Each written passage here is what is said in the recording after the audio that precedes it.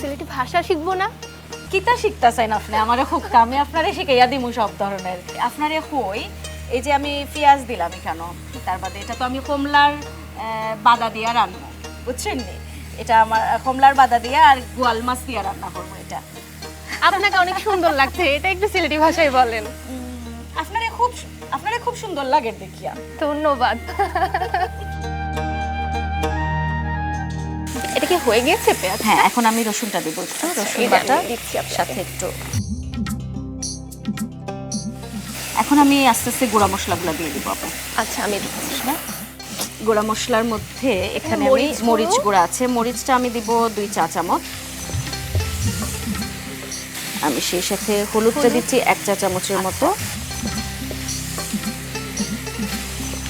আচ্ছা, আমরা হলুদের পরে ধনে গুঁড়া দিলাম। হ্যাঁ, একটু পানি দিব, আপনি হ্যাঁ। নইলে মশলাটা পুড়ে যাবে।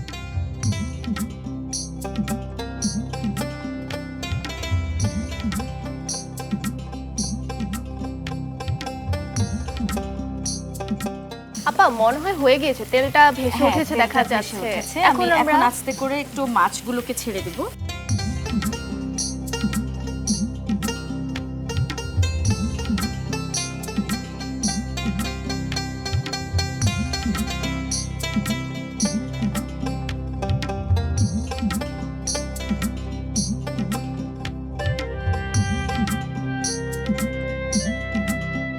মাছটা যখন দিয়ে দিব চুলায়, তখন একটু সময় আমাদেরকে হালকা অল্প জালে রান্না করতে হবে কিছুটা সময়, যাতে মাছ থেকে তার যে পানিটা বের হয় সেই পানিটা যাতে আস্তে। টেনে যায়। খুব আচ্ছা। কম আছে এটা করতে হয়।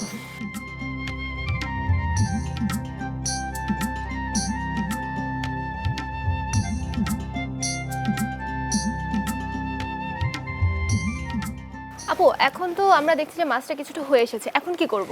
এখন আমরা কমলার খোসাটা দিয়ে দিব। কমলার খোসা হ্যাঁ, দেওয়ার সময় এখন হয়ে গেছে। হয়ে আচ্ছা,